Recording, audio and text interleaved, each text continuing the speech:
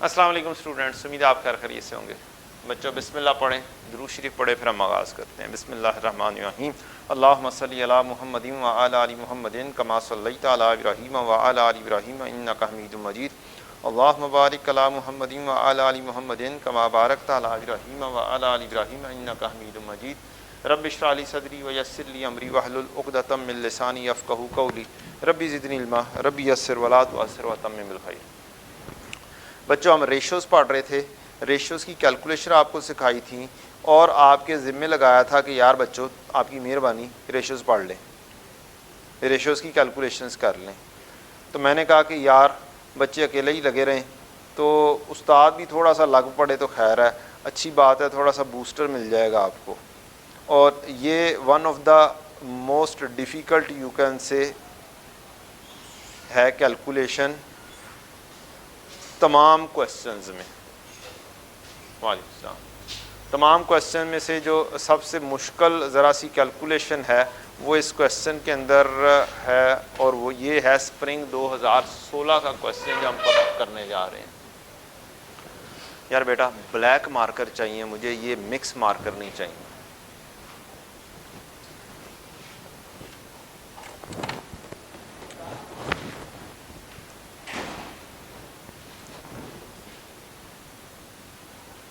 Spring 2016 Ali and Bashir topic है हमारा ratios. Question की रिक्वायरमेंट है हमारी बड़ी अच्छी सी, आराम से, सुकून से। क्या कह रहा है? कंप्यूट, कंप्यूट का मतलब just calculations, liquidity ratios, debt ratios and working capital ratios of the company। आप कौन कौन सी कैलकुलेशंस करेंगे मुझे ज़रा बता दें।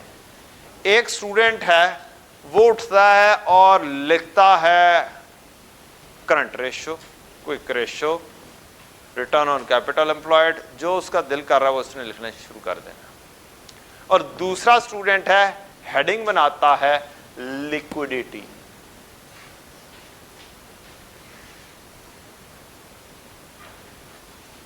Ratios.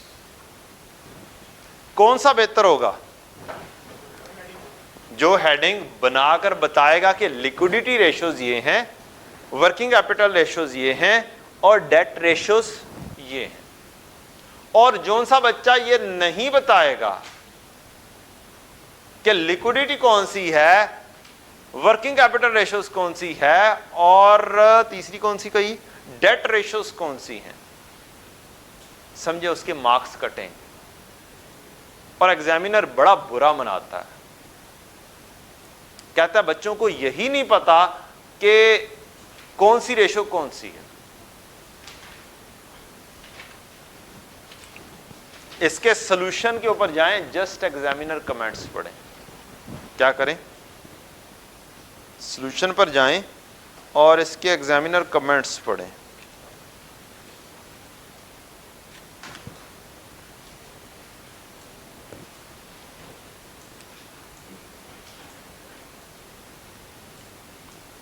This part requires computation of liquidity, working capital and financial ratios. The overall performance was average as the following mistakes were observed.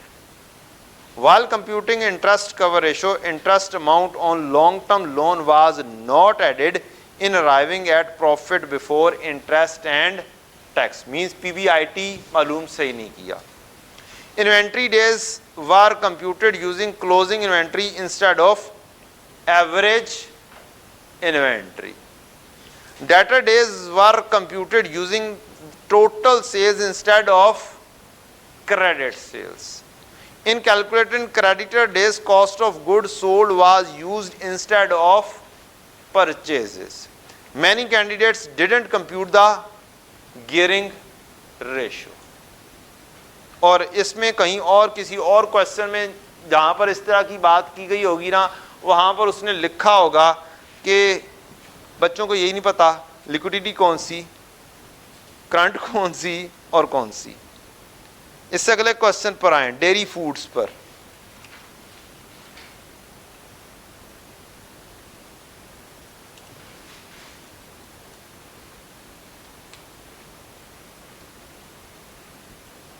नहीं, इधर नहीं लिखा हुआ, कहीं और आगे जाके लिखा होगा।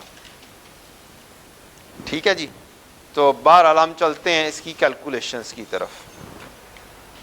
हम लिखेंगे, हेडिंग देंगे लिक्विडिटी रेशो। मुझे ज़रा लिक्विडिटी रेशोस के फार्मूलाज लिखवा दें। अब मैं क्वेश्चन करने लगा हूं जिस तरीके से आपको पेपर में क्या करना चाहिए, परफॉर्म करना चाहिए, क्योंकि हमें टारगेट वो लेना है नॉलेज के बाद साथ एग्जामिनेशन टेक्निक्स। आधे से ज्यादा स्टूडेंट्स पास हो जाते हैं just because of examination techniques. ठीक, नॉलेज सबके पास होता है और फेलियर की एक बहुत बड़ी रीजन एग्जामिनेशन टेक्निक्स है, lack of examination techniques. Question में जो सी रिक्वायरमेंट है, मैं आपको क्या चीज बोलता होता हूं, क्या बना दो, फॉर्मेट बना दो। तो इसका फॉर्मेट क्या होगा फिर, इसका फॉर्मेट होगा जोन से कैलकुलेशंस करनी है उनके फार्मूलाज उठाओ और फार्मूलाज लिख दो। फार्मूला लिखा होगा तो गलती नहीं होगी, फार्मूला नहीं लिखा होगा तो गलतियां होंगी। लिखवाएं जी, क्या है पहली रेशो, ठीक है जी, करंट रेशो का formula current asset over current liabilities, बस ऐसे लिखना है, कोई लंबी चौड़ी कहानी नहीं करनी। दूसरा क्विक रेशो, क्या formula, current asset minus inventory over current liability. क्या लिक्विडिटी पूरी हो गई। दूसरी क्या है जी, डेट रेशियोज। ये डेट रेशियोज कौन सी होंगी, डेट रेशियोज वो होंगी जो सोल्वेंसी रेशियोज पढ़ी हमने। कौन सी, सोल्वेंसी। पहली कौन सी, गियरिंग रेशियो या debt equity ratio, debt equity या फिर इसको क्या बोलते हैं जी, गियरिंग रेशियो। फार्मूला, फार्मूला मैंने कहा था कौन सा ज्यादा बेहतर फार्मूला है, फार्मूला है debt over debt plus equity. ये वाला फार्मूला यूज करना है आपने, अगर कहीं पे कुछ नहीं लिखा हुआ तो आपने डेट ओवर इक्विटी वाला फार्मूला यूज नहीं करना। एक अल्टरनेट होता है, एक होता है कि कुछ भी नहीं लिखा हुआ तो कौन सा यूज करना है, ये वाला यूज कर रहे हैं। और दूसरा कौन सा है जी, दूसरा है जी आपका इंटरेस्ट कवर रेशियो। फार्मूला क्या है इसका, PBIT ओवर इंटरेस्ट एक्सपेंस। एक आसान चीज याद रखने के लिए चीज बताई थी, कि वो क्या बताई थी, PBIT टॉप पर ही आता है,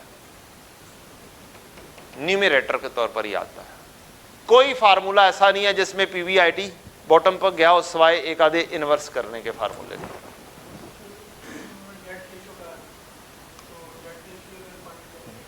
डेट रेशियोज का मतलब क्या है, सोल्वेंसी रेशियोज। क्या मतलब है, सोल्वेंसी रेशियो। वहां पर शायद मैंने इसका अल्टरनेट नेम भी शायद लिखा हो, माइट भी नहीं लिखा हुआ, आप लिख ले सोल्वेंसी के साथ ओब्लिक लगा के क्या लिख लें, डेट रेशियोज।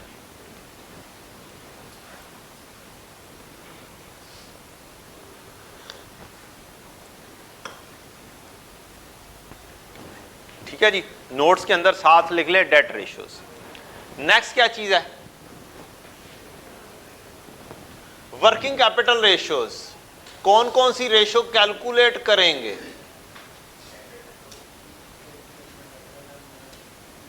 और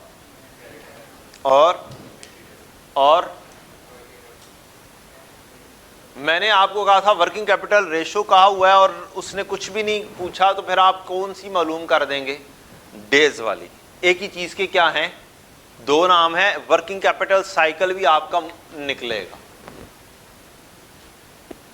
कौन सी मालूम करो, वर्किंग कैपिटल साइकिल मालूम करो, debtor days plus inventory days minus creditor days. ये बेशक ना लिखो, रीजन इसके अंदर कोई ऐसी कहानी नहीं है कि जो सी खींच कर लेकर आनी है, 3 रेशोज मालूम करनी है और ये वाली चीज अप्लाई कर देनी।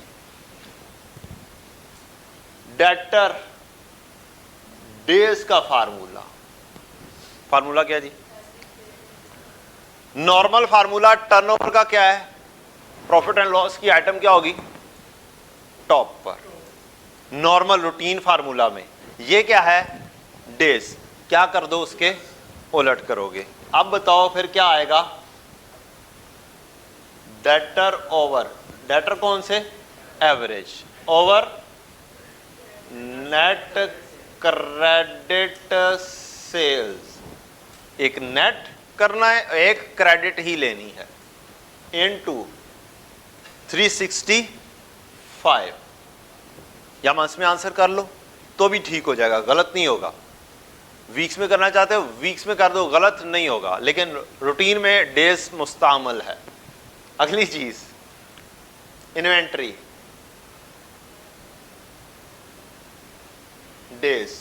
क्या करूं जी? Average inventory over credit sales. ये क्रेडिट का लफ्ज कोई बोला था हैं यार? तो अड़ी मेहरबानी। Cost of sales multiply by 365। तीसरा creditor days average creditor over net credit purchases multiply by 365। ये आपने क्या किया जी? फॉर्मेट बनाया है जो सा क्वेश्चन की क्या है रिक्वायरमेंट, और कुछ भी नहीं किया आप। डन। अब क्वेश्चन एक दफा हल्का सा गो थ्रू करेंगे और फिर आपने चीजों को जस्ट क्या करना है, रेलेवेंट प्लेसेस पर पुट इन करना है, आपके आंसर्स निकल कर आ जाएंगे। चलें जी शुरू करते हैं। Following information has been extracted from the latest draft financial statement of the company. Sales ₹1000 में दिया हुआ है, मींस 1.7 मिलियन। जीपी है, टैक्स एक्सपेंस है, प्रॉफिट आफ्टर टैक्स है, टोटल सेल्स है, टोटल एसेट्स हैं, नॉन करंट एसेट्स हैं, इन्वेंट्रीज है, ट्रेड रिसीवेबल है, शेयर कैपिटल, रिजर्व। ये रिजर्व क्या चीजें होती हैं, क्या बला है?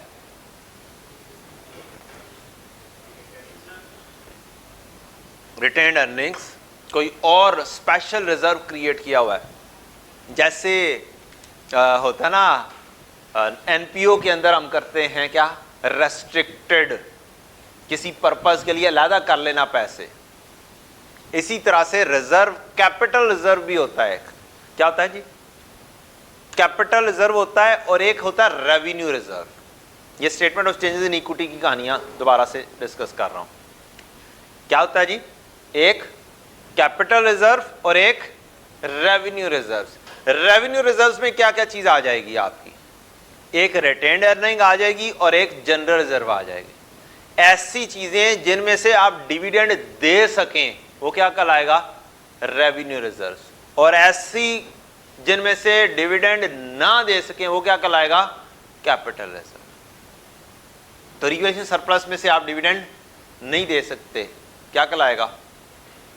Capital reserve.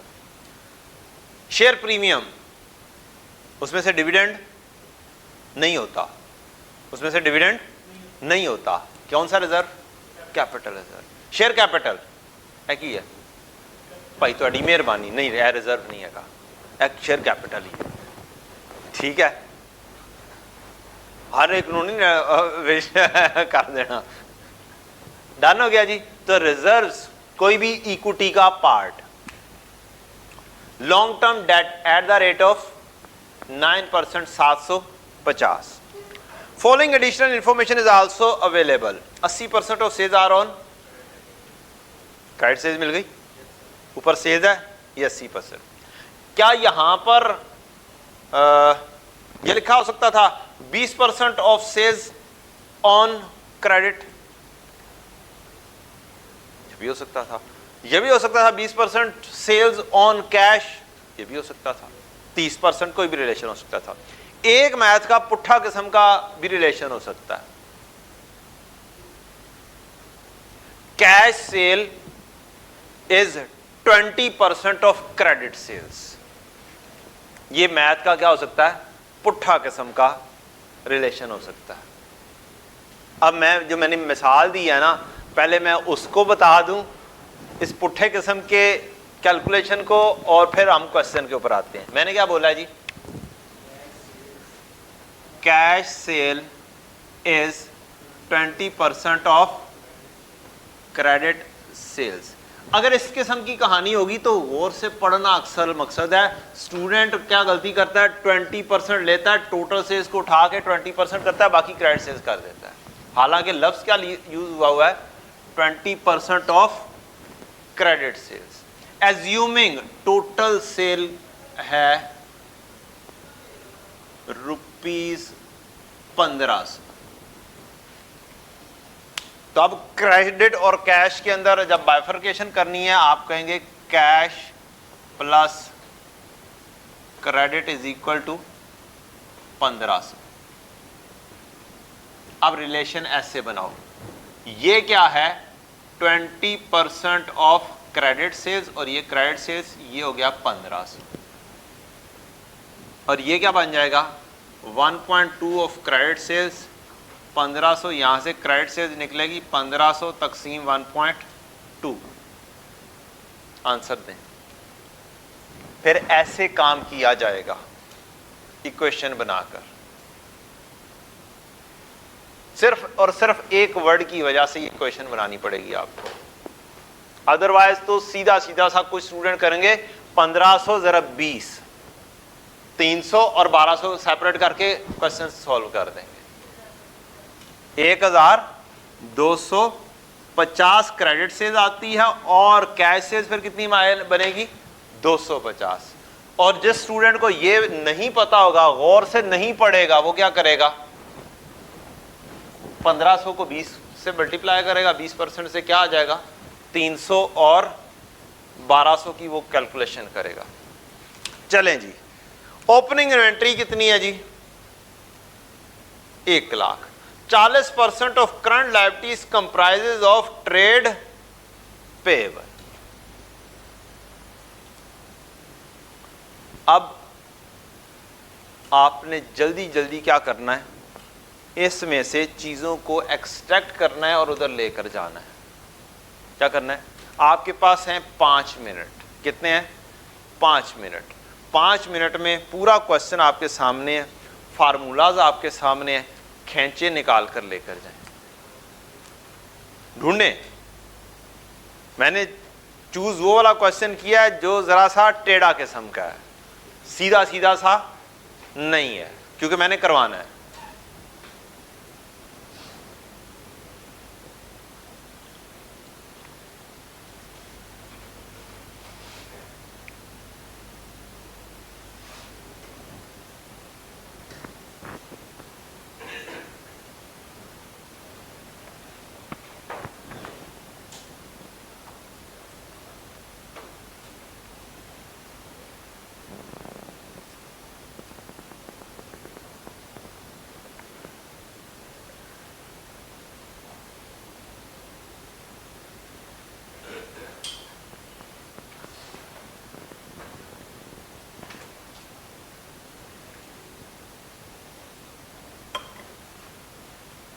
सोल्यूशन नहीं देखने की कोशिश करनी।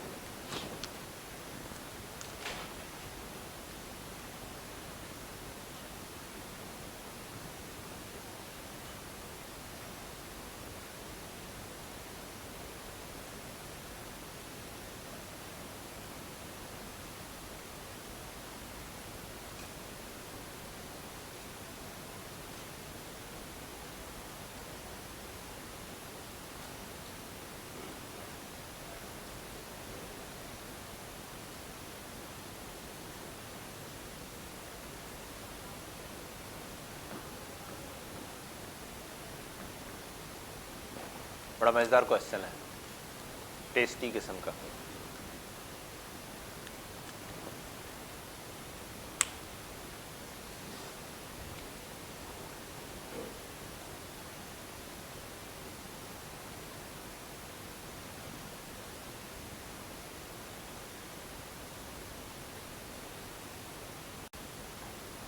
One of the most beautiful question.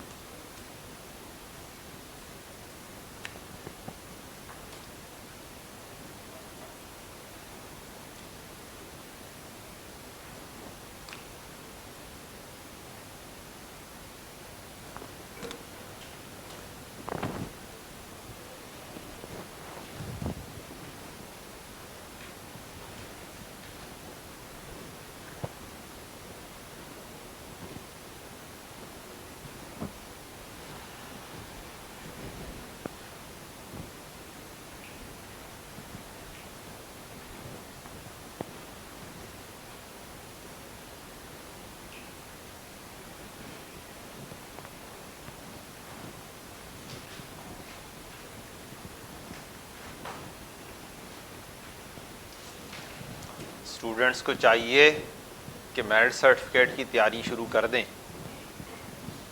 कम से कम पेपर पास तो हो ही जाएगा।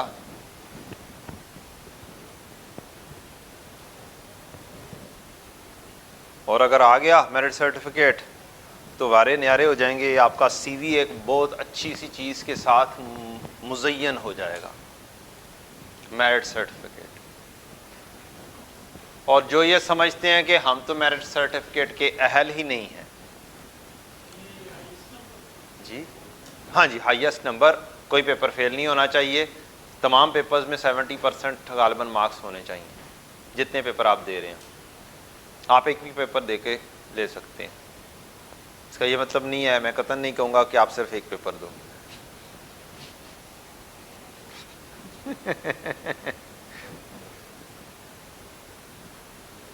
जिसने मेरिट सर्टिफिकेट लेना होता है ना, वो पहले दिन से बड़ी अच्छी सी तैयारी करता है, वो लगा रहता है। और जिसने पास होना होता है ना, वो भी पहले दिन से लगा रहता है, बस वो ज़रा सा कम लगा रहता है। और जिसने फेल होना होता है ना, वो कहता है यार बड़ा टाइम है, टेंशन ही कोई नहीं, एक महीने में देखना असी फट्टे चुक देंगे। वो एक महीना नहीं आंदा कभी भी।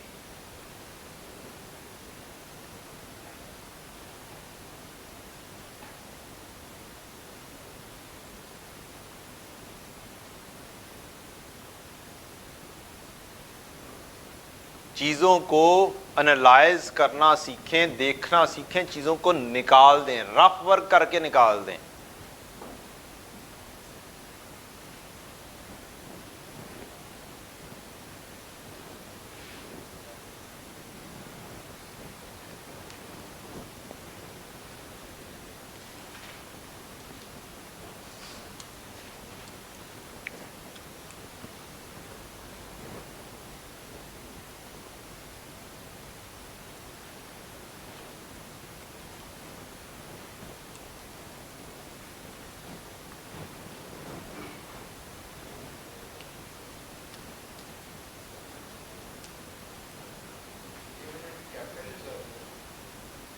रिजल्ट्स हैं, रिजल्ट्स में कुछ भी नहीं लिखा हुआ, these are results, these would include capital, these would include revenue. आपको कोई कतन उससे कोई सरोकार नहीं है इस क्वेश्चन के अंदर कि ये कैपिटल रिजर्व्स हैं या रेवेन्यू रिजर्व्स हैं।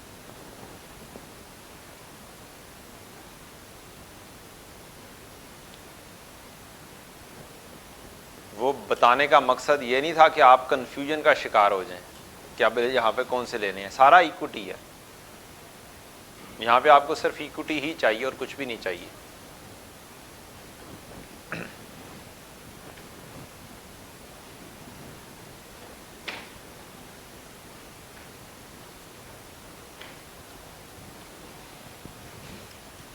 इजी क्वेश्चन है अगर आप तरीके से चलें तो, और आराम से जितने मार्क्स दिए हुए हैं ना सारे के सारे निकल सकते हैं। 7-8 मार्क्स जितने हैं और 6 मार्क्स हैं, 10 से 12 मिनट में ये क्वेश्चन सॉल्व हो सकता है।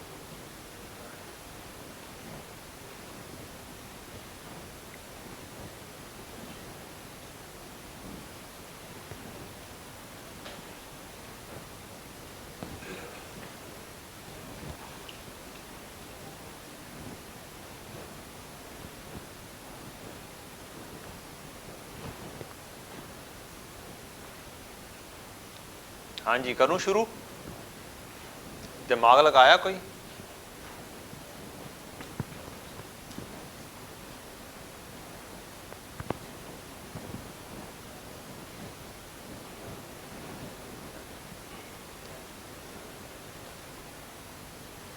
हाँ जी,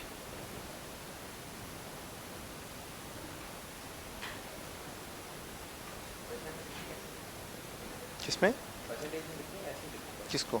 करंट रेशो को रेशोज के अंदर लिखा जाता है 2:1, 1:1, उस अंदाज में ही लिखना है आपने, प्रेजेंट करना है। आई 2:1 है? अच्छा, मैंने 2:1 बोला है तो आपने लिख दिया उठा के।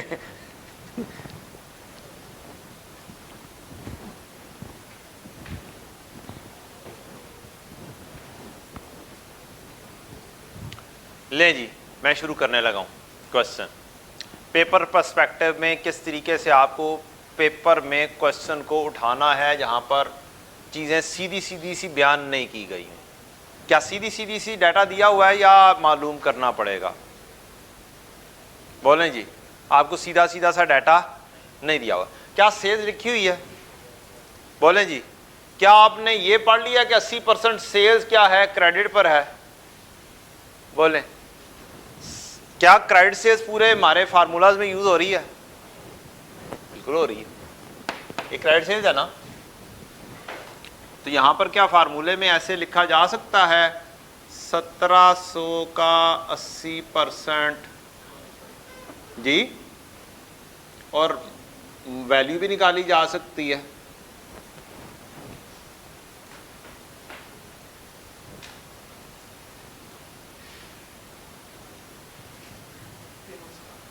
क्या जी?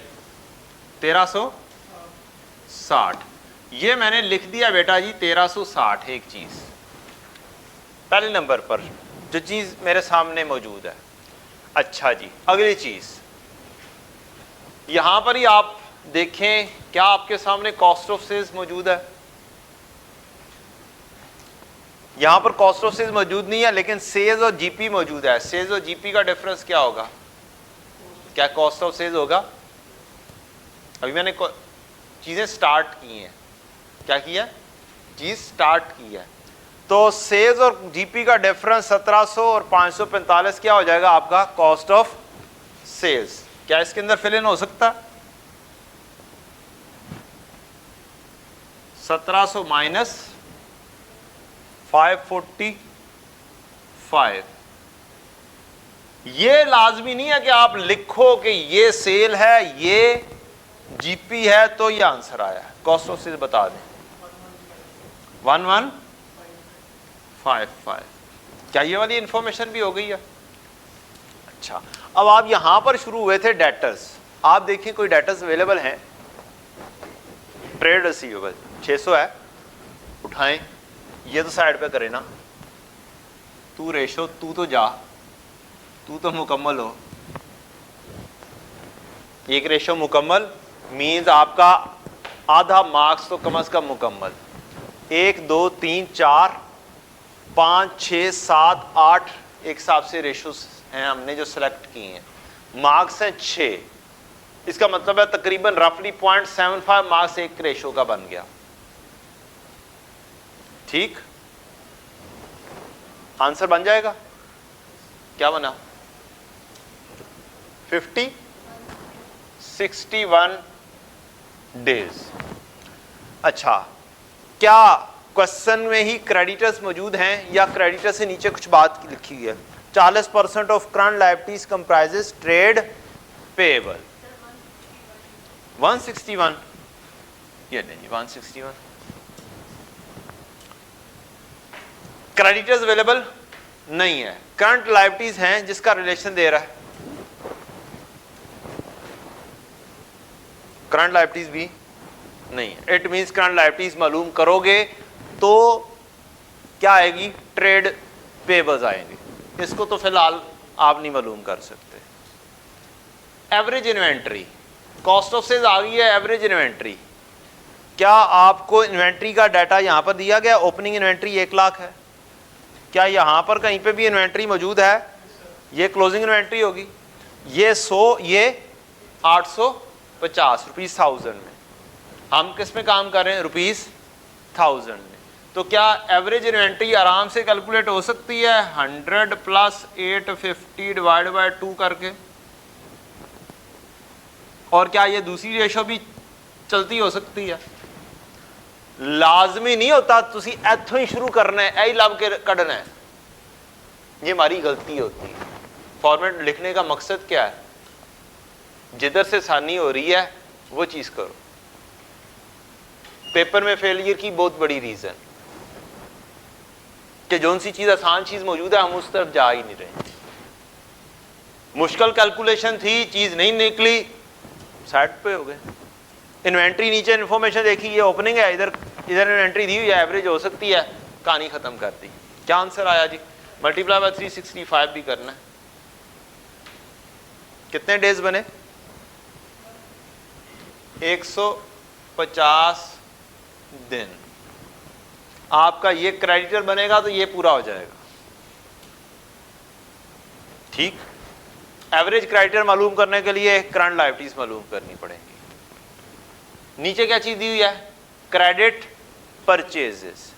क्या क्रेडिट परचेजेस आराम से मालूम हो सकती है? कॉस्ट ऑफ सेल्स मौजूद है तो इसका मतलब है आराम से मालूम हो सकती है। परचेजेस होती है, कैसे मालूम होती है बच्चों? Purchases cost of sales plus closing stock minus opening stock. ये फार्मूला लिखें। मैंने अभी क्लोजिंग स्टॉक यूज किया, ओपनिंग स्टॉक यूज किया है। कॉस्ट ऑफ सेल्स भी अभी थोड़ी देर पहले मैंने मालूम की है। किधर थी? 1155 जमा closing stock 850 minus opening stock 100। जो सी चीज निकलती है वो निकाल दो। 1905 लें जनाब, ये भी हो गई। अब रहेगी क्रेडिटर, छोड़ दो, अभी नहीं आ सकते। आगे बढ़े, इधर आ जाएं। क्या इन्वेंट्री सामने मौजूद है? इन्वेंट्री, इन्वेंट्री तो है ना, मीन्स 850, ये तो माइनस हो सकता है, लिख दो। डेट, क्या नॉन करंट एसेट है? क्या नाम है? डेट है हमारे पास। लॉन्ग टर्म डेट 750 है। आओ लॉन्ग टर्म डेट लिखो 750 750 डिवाइड बाय 750 प्लस इक्विटी। क्या क्वेश्चन में इक्विटी है सारी की सारी है या नहीं है? इक्विटी तो दी हुई है, शेयर कैपिटल भी है, रिजर्व्स भी हैं। इट मींस इक्विटी तो दी हुई है। यहां से उसने करंट लायबिलिटीज छुपाई हुई हैं, इसी वजह से इसका रिलेशन दिया हुआ है कि करंट लायबिलिटीज निकालोगे तो ये चीज निकलेगी। तो यहां से बनाओ इक्विटी 800 जमा 152, 800 जमा 152, डेट इक्विटी रेशो गई।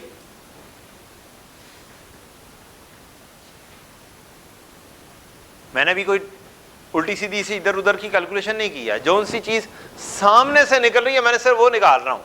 जो सी चीज सामने सामने नहीं है वो मैं साइड पे कर रहा हूं, आ जाएगी, अल्टीमेटली उसके ऊपर पहुंच जाएंगे हम। लेकिन पहले ही मुश्किल की तरफ ढूंढना शुरू कर दो, ये कतन ये वो नहीं है, रिकमेंडेड नहीं है। कितना आया बेटा?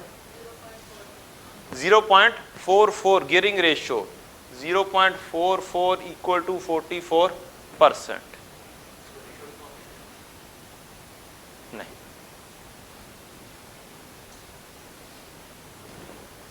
देना दे दें, कोई फर्क नहीं पड़ेगा अगर देना चाहें तो। आगे बढ़े, पीबीआईटी क्वेश्चन में है profit before interest and tax और interest expense. PBIT interest expense है नहीं है, क्या मालूम हो सकता है 750 का 9%, सीधा सीधा सा मौजूद है, परसेंटेज दी हुई है, इसका मतलब यही इंटरेस्ट एक्सपेंस होगा। और क्या होना है, इंटरेस्ट एक्सपेंस कितना आया जी, 750 का 9%, कितना आया 67.5।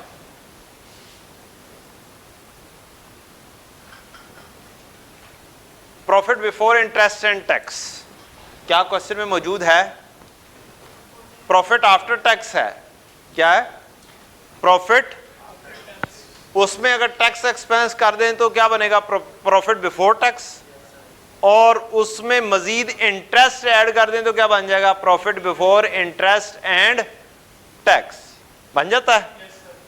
मसला तो कोई नहीं, इसको उठाना है 40 जमा 23, 40 जमा 23, ये क्या बन गया प्रॉफिट बिफोर टैक्स, और जमा क्या कर दिया आपने, यही 67.5, ये क्या आ गया profit before interest and tax, निकल गई कहानी।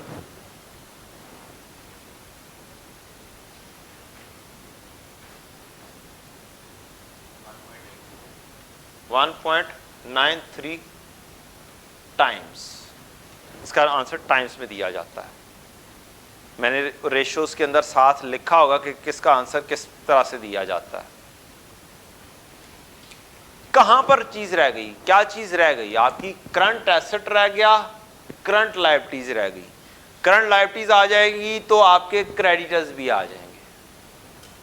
अब आपका टारगेट है कि आपने एक रेशो बना ली, दूसरी रेशो बना ली, तीसरी रेशो का आधा बना लिया, ये फार्मूला लिख दिया, इधर से एक रेशो कैलकुलेट कर दी, दूसरी रेशो कैलकुलेट कर दी। इट मींस कितने मार्क्स अचीव कर चुके हुए हो, 1 2 3 4, 8 में से 4 कर दिए हुए हैं, तो इसका मतलब है पासिंग मार्क्स अचीव हो चुके हुए हैं। अब हल्की सी मेहनत करनी है और क्या होना है, बाकी की चीजें निकल आएंगे, पासिंग मार्क्स एक एक करके मजीद पासिंग मार्क्स से ऊपर आप आराम से जाते जाएंगे। अब आपने टारगेटेड काम करना है कि जोन करना पड़ेगा। अच्छा, अब आपने थोड़ी सी अकाउंटिंग इक्वेशंस की तरफ चला जाना है या इक्वेशंस की तरफ चले जाना है। आपके पास टोटल एसेट हो सकते हैं non current asset plus current asset, आपके पास टोटल लायबिलिटीज हो सकती हैं non current liability plus current liabilities. अब आपको रिलेशन देखना है कि किस तरीके से आएगा। क्वेश्चन में इक्विटीज गिवन थी, क्या थी, और लॉन्ग टर्म लोन भी गिवन था, तो इसके साथ ही अगर हम यहां पर इक्विटी भी कर लें तो काम शायद हो जाएगा, और इधर भी इक्विटी कर लें तो शायद काम बन जाएगा। ठीक है जी, यही होता है ना, total asset is equal to equity plus total liabilities. यही वाली काउंटिंग क्वेश्चन पढ़ी थी ना बचपन में, या कोई और थी, यही थी ना। हाँ जी, क्यों नहीं आ रहा यार ये, फिर से वही वाला बस। अच्छा, थोड़ा सा वेट करना पड़ेगा। मेरे पास टोटल एसेट मौजूद हैं, क्या है जी 2500, नॉन करंट एसेट भी मौजूद हैं, कहानी हो गई जी। टोटल एसेट कितने हैं 2500, नॉन करंट एसेट कितने हैं 900, तो करंट एसेट कितने होंगे 1600। ये कहानी तो इधर आ गई, ये भी मेरा पूरा हो गया और यहां पर ये भी मेरा पूरा हो गया। अब कहानी क्या है जी, करंट लायबिलिटीज फाइंड करनी। अच्छा जी, total asset is equal to equity plus liability के, टोटल लायबिलिटी के होते हैं, तो ये आपकी आ गई 2500। इक्विटी आपकी मौजूद है, यहाँ कहीं पे इक्विटी लिखी थी आपने, सारी चीज़ें तो यहाँ पे मौजूद हैं। इक्विटी 800 जमा 152, 800 जमा 152, ये इक्विटी आ गई। नॉन करंट लायबिलिटीज़ के अंदर सिर्फ और सिर्फ लॉन्ग टर्म लोन है 750 का। करंट लायबिलिटीज निकल कर आ जाएंगी 798। अब ये लाजमी नहीं होता कि आपने पहले करंट लायबिलिटी बनानी है फिर उसको फाइनल आंसर करना है। बैलेंसिंग आराम से निकालो, कोई टेंशन वाली बात नहीं है। वर्किंग का कोई फॉर्मेट नहीं होता, जैसे दिल करता है वैसे निकालो, ज़्यादा मसला है यहाँ पे बैलेंसिंग लिख दो। 798, क्या मेरा ये वाली रेशो बन जाती है? क्या मेरी ये वाली रेशो भी बन जाती है?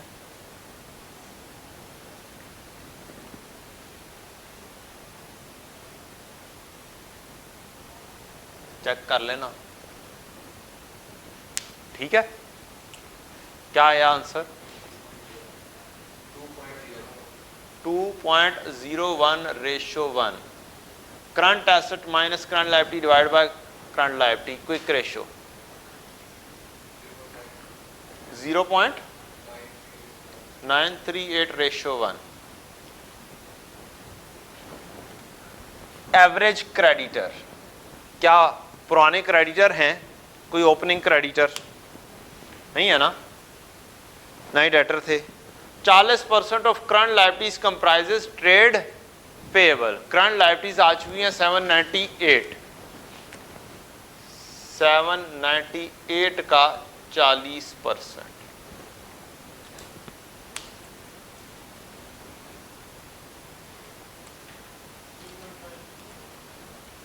क्या आया जी? ये 319 divide by 1905 multiply by 365।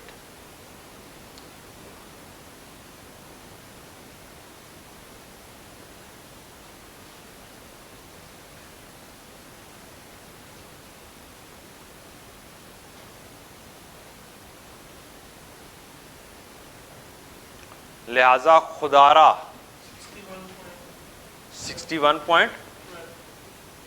61 days ही हो गए ना, 0.12 डेज की होया। ले जी, डेटर डेज कितने हैं? 161। इन्वेंट्री डेज कितने हैं? 150 माइनस क्रेडिटर डेज कितने हैं? 61। आंसर क्या आ गया? अब नहीं भी लिखते तो खैर है, अगले सवाल पे मूव कर सकते हो।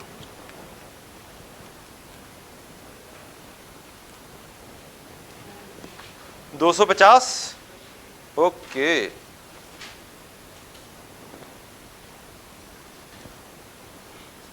आंसर मैच कर रहे हैं कि नहीं कर रहे? कितना आया बेटा? और 250 days. And this is a question. आप काइंडली क्या किया करें, वो काम किया करें जो आसान हो। फॉर्मेट बनाने का मकसद यही होता है कि आसान काम पहले हो जाए, मुश्किल काम लिंगर ऑन हो जाए, बाद में हो जाए। हम लोग क्या करते हैं, हमने फॉर्मेट बना लिया तो सबसे पहले यार करना ही यही है, नहीं दिया हुआ है कहाँ से निकालना है उसके ऊपर चले जाते हैं, और पता चलता है कि यहाँ पर वो चीज़ समटाइम्स नहीं निकली, मुश्किल चीज़, और हम पैनिक हुए, टाइम भी लगाया, हुआ भी कुछ नहीं, और रिजल्ट फिर बुरा ही आया। चलें जी, बंद करें जी, हमारा रेशो का ये पास पेपर हो गया। इसको ज़रा एक दफ़ा फोकस कर देना बेटा, यहाँ से लेके यहाँ तक, इस जगह तक। This is something different thing, इसको अलहदा से फोकस करना। हमारा आंसर यहाँ तक है, करवा देते हैं। फरमाइश आई है जी इसी रेशो की।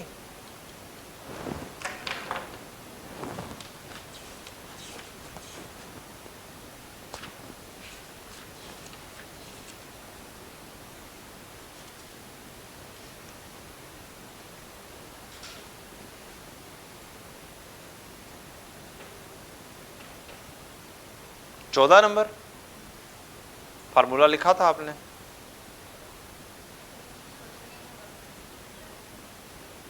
क्वेश्चन करने की कोशिश की है, क्वेश्चन हुआ ही नहीं। वजह क्या है? फार्मूला लिखा था। है एग्जाम्पल की बात कर रही है बेटा? तो बेटा एग्जाम्पल तो ना हुई।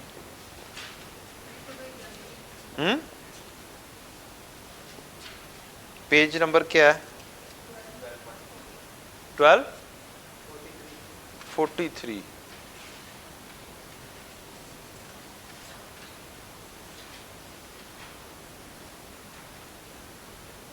हिटाई लिमिटेड, वह एग्जाम्पल थोड़ी है, पास पेपर है। किधर? अच्छा अच्छा गलती से ये एग्जाम्पल लिखा गया हुआ है, ये असल में क्वेश्चन 14 है, पास पेपर के अंदर आ रहा है। ये मैंने करवाना है, ये करवाऊंगा आपको किसके बाद? ये मैंने कहा था कि ये अभी नहीं करना, ये वाला, ये इंटरप्रिटेशन से रिलेट कर रहा है, उसके बाद करवाऊंगा। एक ये वाला क्वेश्चन, एक क्वेश्चन है इसी तरह का एपीवैक के नाम से 11 नंबर। ये आज के टारगेट में नहीं है, ये आज के टारगेट में नहीं है।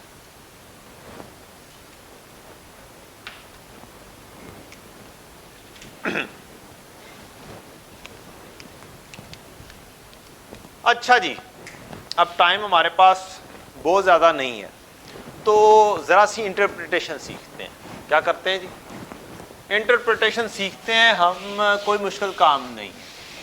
रेशियोज कैलकुलेट करनी है और खुद करनी है इंटरप्रिटेशन। आपने क्या करनी है?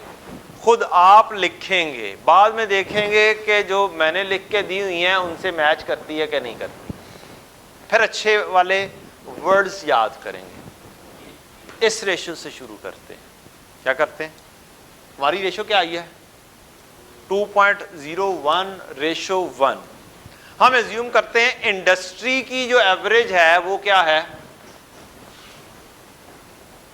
इस इंडस्ट्री की एवरेज वो है 2.5:1। मेरी रेशो कम है ज्यादा है? मेरी रेशो कम है या ज्यादा है? बताएं जी। उससे कम है ना? अच्छा, अब फिर इसका मतलब है हमें पता होना चाहिए करंट रेशो मेरी कम होने की रीजन क्या हो सकती है। आइडियल है, छोड़े मारे गोली। मैंने कहा था इंडस्ट्री टू इंडस्ट्री क्या हो सकती है? चेंज हो सकती है। अब मैंने सिर्फ ये देखना है what could be the possible reasons कि मेरी रेशो कम है। ठीक, इसके टारगेट को अचीव करना है। यह भी हो सकता है मेरी रेशो ज्यादा हो, इंडस्ट्री की रेशो 1.8 हो। ठीक, दोनों तरीके से सीखना है।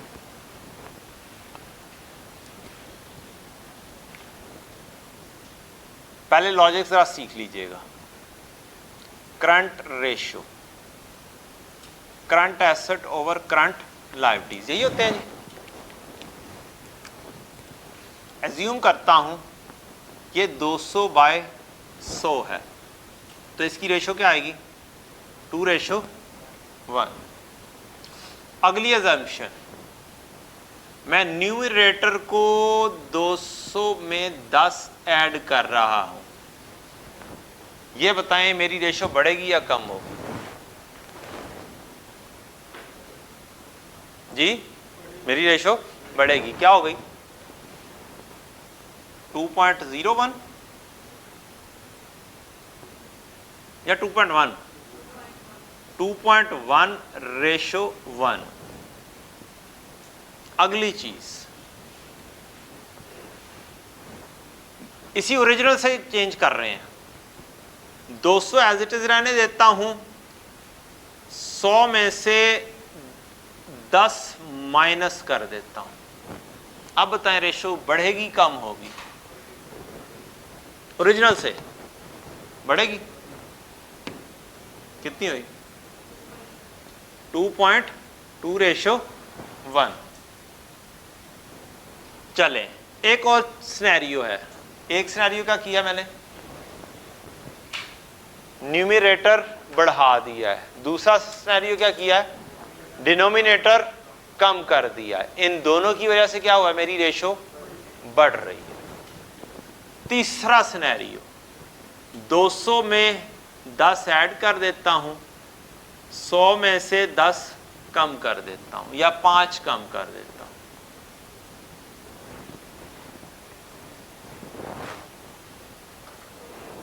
Two point 2:1:1। रिजल्ट क्या निकला आपका, आपकी रेशो इंक्रीज होगी इफ आपका न्यूमरेटर इंक्रीज कर दिया जाए। न्यूमरेटर टॉप वाला होता है, न्यूमरेटर गालिबन होता है इसका नाम, यही होता ना जी। और जो बॉटम पे होता है इस बेचारे का नाम डिनोमिनेटर होता है। पहली चीज, न्यूमरेटर के बढ़ने की वजह से मेरी रेशो क्या हो रही है, बढ़ रही है। दूसरी रीजन मेरे रेशो बढ़ने की क्या होगी, डिनोमिनेटर क्या हो जाए मेरा, डिक्रीज हो जाए। और तीसरी, इन दोनों का कंबाइंड हो जाए, दोनों काम हो जाए, तो भी मेरी क्या होगी, रेशो बढ़ेगी। अगला सिनेरियो, कम होने की reasons, current asset over current liabilities, 200 तकसीम 100,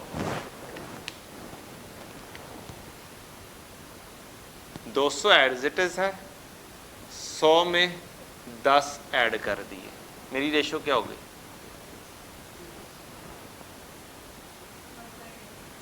1.8:1। ठीक। दूसरा सिनेरियो, ये तो सेम रहे,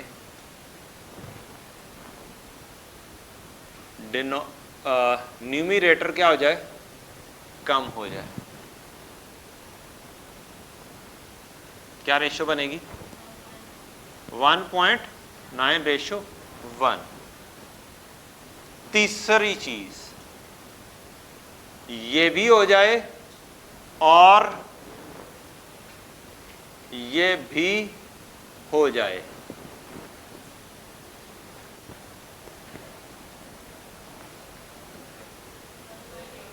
वन पॉइंट 8:1। मेरी रेशो कम होने की रीजन कब होगी, जब मेरा न्यूमरेटर क्या होगा, बोलें जी, न्यूमरेटर क्या हो जाएगा, डिक्रीज हो जाएगा, या फिर डिनोमिनेटर क्या हो जाएगा, इंक्रीज हो जाएगा। पास में लग गई है जी, पक्का कॉन्सेप्ट आ गया। अब आप आए, करंट रेशो लिखें। करंट रेशो के अंदर किधर गया, ये है।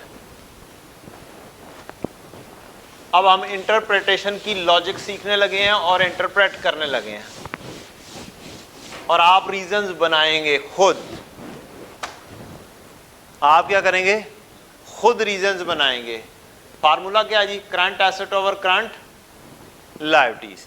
करंट एसेट को तोड़ दो, क्या क्या चीजें होती हैं इसमें, क्या इसमें डेटर होते हैं, क्या इसके अंदर इन्वेंट्री होती है, मेन चीजें, क्या इसमें कैश एंड बैंक है, ये मेन चीजें हैं ना। करंट लायबिलिटीज में क्या होगा, शॉर्ट टर्म लोन होगा और मेजरली क्या होगा, क्रेडिटर्स होगा। अब निकालो खुद पॉसिबल रीजंस। मैंने क्या कहा था, इंडस्ट्री की एवरेज क्या है, 2.5:1। 1 और मेरी क्या निकली है, माइन क्या है 2:1। मेरी कम है, इंडस्ट्री की ज्यादा है। तो मेरे कम होने की रीजंस क्या हो सकती हैं? कम होने की रीजन, न्यूमरेटर मेरा इंडस्ट्री के मुकाबले में क्या हो, कम हो। मेरे डेटर्स क्या हो, पॉसिबल रीजन, डेटर क्या हो सकते हैं मेरे, कम हो सकते हैं। मेरी इन्वेंट्री क्या हो सकती है, मैंने कम रखी हो as compare to industry average.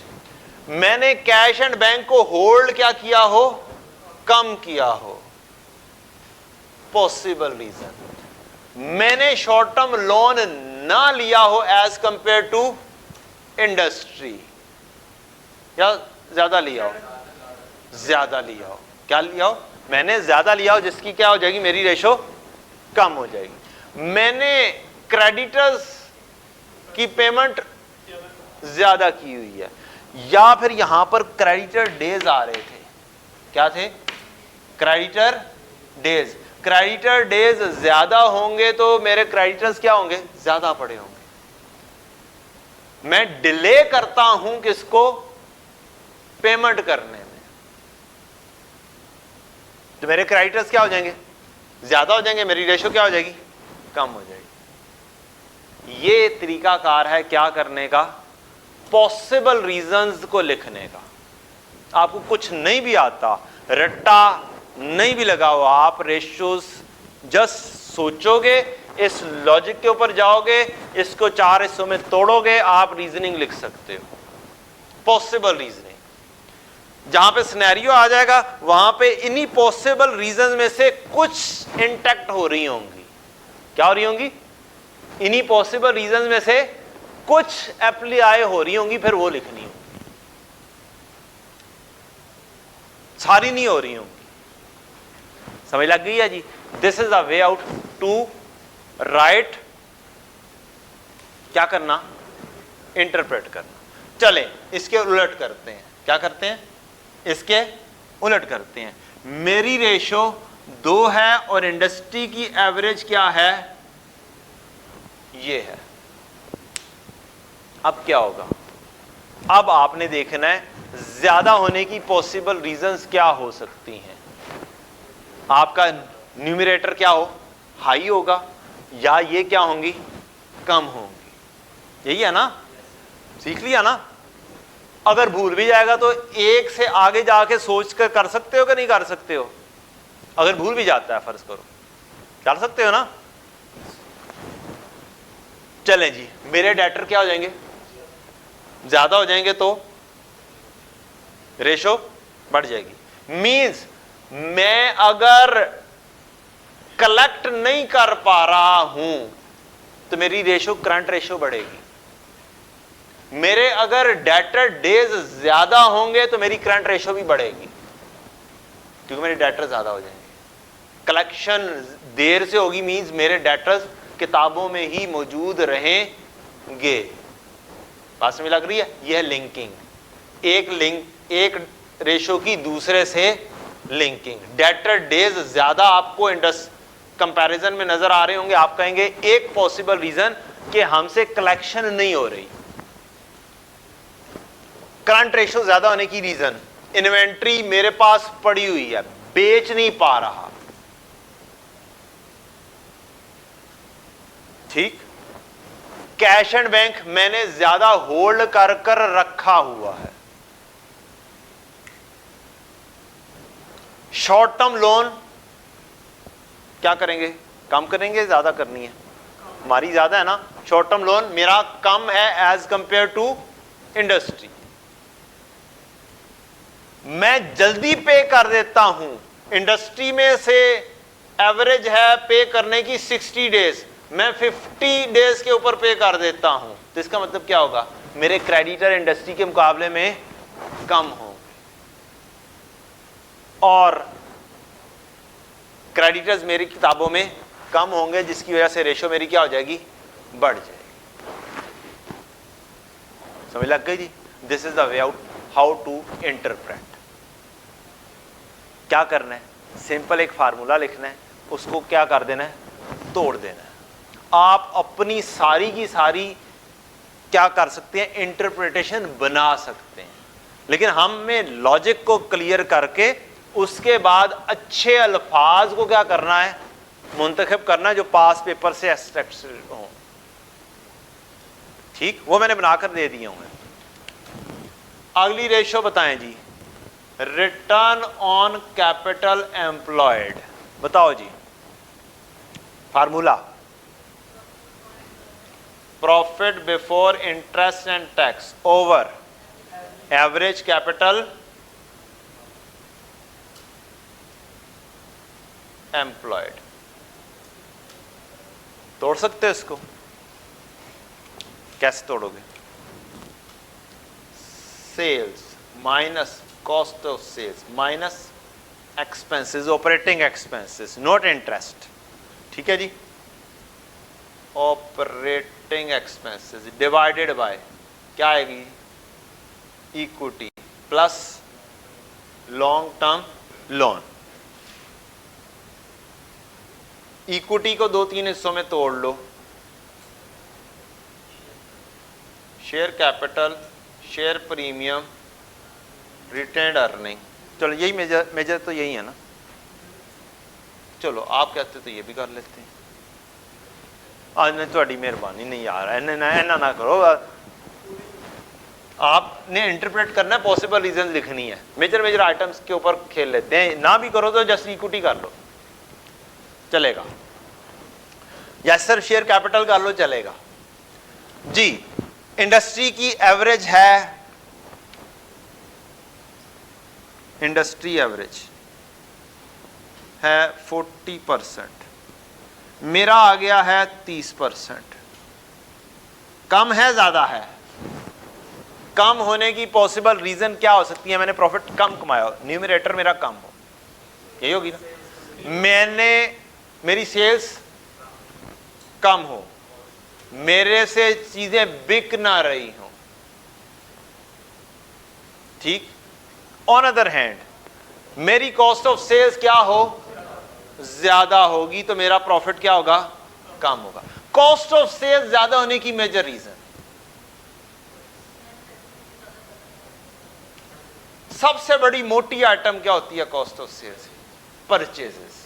मैं अगर महंगे दामों खरीद रहा हूंगा तो मेरी कॉस्ट ऑफ सेल्स क्या हो जाएगी एज कंपेयर टू इंडस्ट्री।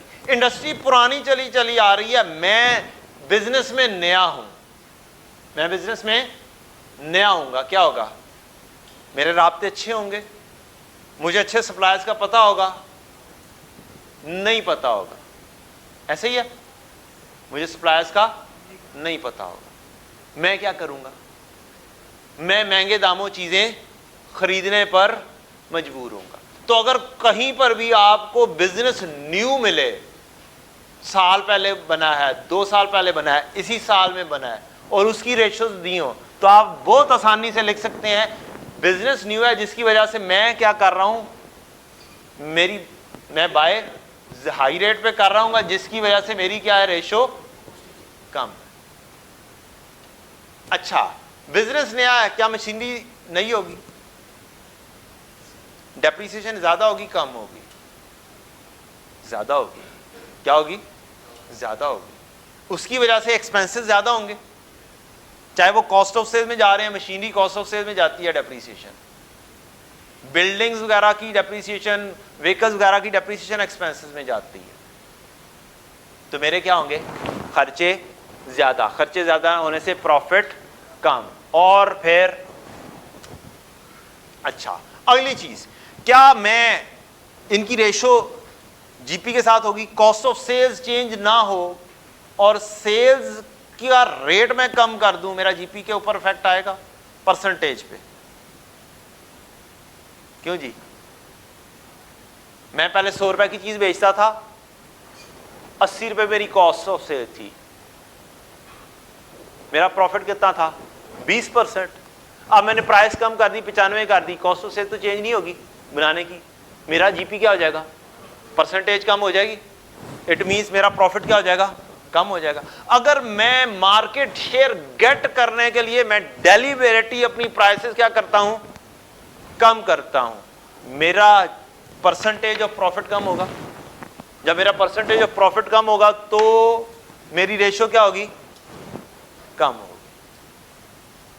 समझ लग गई? ऑन अदर हैंड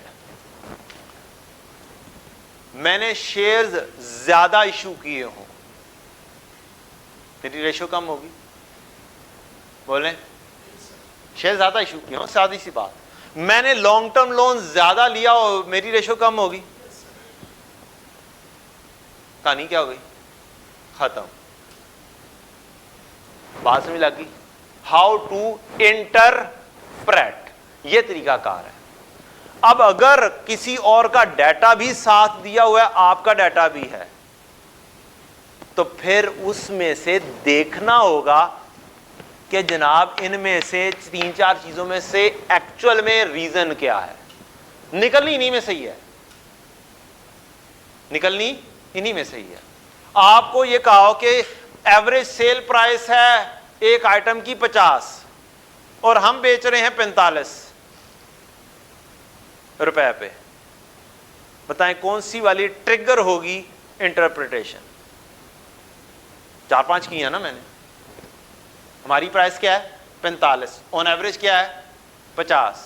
कौन सी ट्रिगर होगी कि मैंने डेलिबरेटरी क्या की हुई है, सेल प्राइस कम की हुई है, जिसकी वजह से मेरा प्रॉफिट क्या है, कम है। इसी वजह से मेरी क्या है, रेशो कम है। ठीक। अगर ये लिखा हो कि जनाब मैं बिजनेस मेरा न्यू है या 1 साल पहले बना है, फिर कौन सी ट्रिगर होगी, कौन सी लिखी जाएगी? ज्यादा बेहतर कौन सी है, सेल प्राइस का कम होना या कॉस्ट ऑफ सेल्स का हाई होना? परचेजेस का हाई होना, परचेजेस का हाई होना ज्यादा है। प्राइस हो सकता है मैं उतने पर रख के बेच रहा हूं। जो सा डाटा होगा उसको एनालाइज करेंगे और फिर वो वाली पेट कर कर लिख देंगे, क्योंकि निकालनी हमें आ गई है, किस तरीके से एक्सट्रैक्ट करनी है। अब उसमें से डाटे को एनालाइज किया जाएगा कि 4-5 चीजों के अंदर से क्या बन रही है। मेरा लॉन्ग टर्म लोन बहुत हाई हो, फिर क्या होगा, रेशो कम हो जाएगी। क्वेश्चन के अंदर लॉन्ग टर्म लोन काफी हाई दिया हो। चलें इसको दूसरे से रिलेट करता हूं। एक साइड पर मेरी रेशो दी है डेट इक्विटी रेशो, क्या दी हुई है जी, किधर गई, ये वाली रेशो दी हुई है। और ये वाली रेशो दी हुई है मुझे, उसने 0.75 ये मेरी है और ये इंडस्ट्री की है। आप बताएं इससे क्या पता चल रहा है कि मेरा डेट हाई है। इस रेशो से क्या पता चल रहा है, मेरा डेट हाई है। इंडस्ट्री का क्या रेट 0.44, मेरी क्या रेशो जा रही है 0.75। क्या इसका मतलब बनेगा कि मेरी लॉन्ग टर्म लोन ज्यादा है? बनेगा ना, मतलब कि मेरा लॉन्ग टर्म लोन, उसकी वजह से मेरी ratio return on capital employed क्या होगी, कम होगी। ये है इंटरप्रेट करना और इसको रिलेट करना है दूसरी रेशो से भी। जानो क्या, मुश्किल तो नहीं है, लॉजिकल है। पढ़ना क्या है हमने, लॉजिकल है। रट्टे बाद में, पहले लॉजिक क्लियर। अच्छे अल्फाज जरूर चूज करेंगे हम, पास पेपर से एक्सट्रैक्ट हुए हुए नोट्स में मौजूद हैं।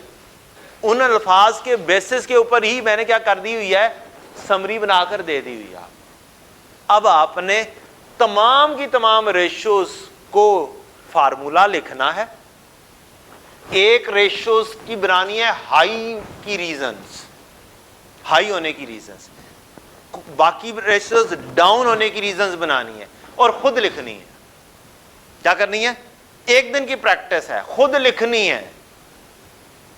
फिर जस्ट क्या करना है, आपने वर्ड्स पढ़ने हैं कि किन वर्ड्स में मैंने लिखा हुआ है, किन वर्ड्स में पास पेपर्स में दिया हुआ है, आराम से हो जाएगा।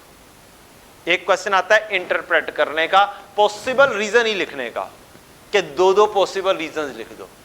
आपको कितनी आती हैं,